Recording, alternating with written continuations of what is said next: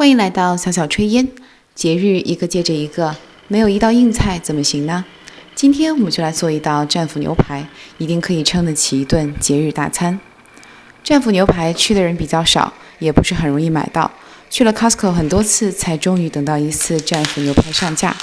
将战斧牛排取出之后，用厨房纸吸干水分，方便一会腌制入味。分别在正反面均匀地撒上黑胡椒，涂上植物油。注意在这一步不要放盐，普通的牛排可以在烤完之后或者马上要烤之前放。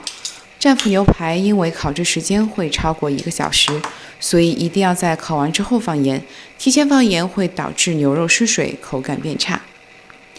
至于胡椒和油是否要现在放，差别不是很大。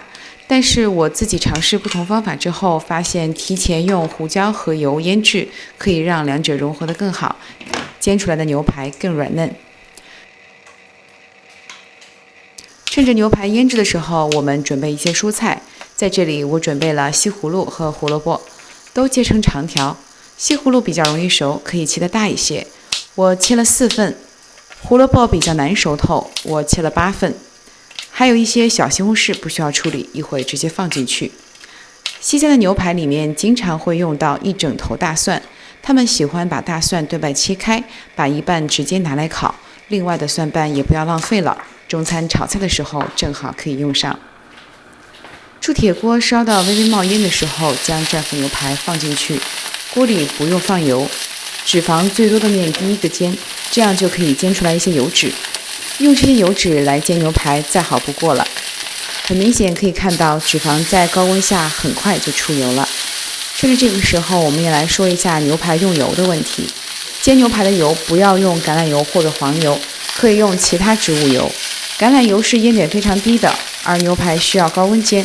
如果用橄榄油的话，很容易就搞得满屋子都是烟了。而黄油很容易糊锅。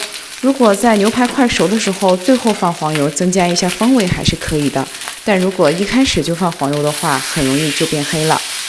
煎的过程没有太多技巧，就是全程大火，每个面1分钟。当然也要看你们家的炉灶火力大小，如果明显有变糊现象，那么就调小一些，不过还是尽量保持高火。这个过程仅仅是为了将表面煎到焦脆，肯定是不可能把里面也煎透的。战斧牛排并不是一个特殊的部位，其实就是我们平时吃的肋眼牛排，带着周围的肉和一整根肋骨整体切下来的。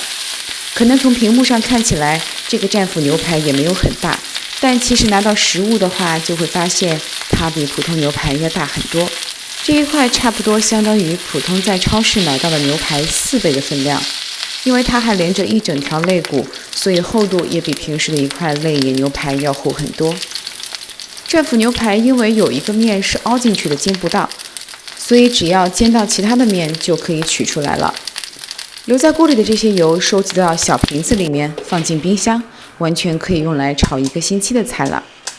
下面把表面煎好的战斧牛排放进烤盘里面，我在下面铺的是烤盘纸，大家可以试一下用烤盘纸，比锡纸的效果会更好。战斧牛排周围摆上刚才准备好的蔬菜，不太容易熟的胡萝卜放在中间，比较容易熟的西葫芦和小西红柿放在周围。下面就把它放进烤箱里面了，350华氏度烤制40分钟。不同的烤箱功率和结构不同，需要根据你家的烤箱进行调整。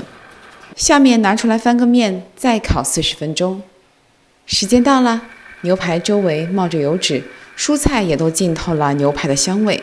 拿出来切一块，外壳焦脆，里面多汁的战斧牛排就这样做好了。吃之前撒上盐，最好再滴一些柠檬汁。如果喜欢我的视频，就帮我点个赞吧。感谢大家收看，我们下期再见。喜欢我的视频就马上订阅吧，打开旁边的小铃铛，才不会错过精彩内容哦。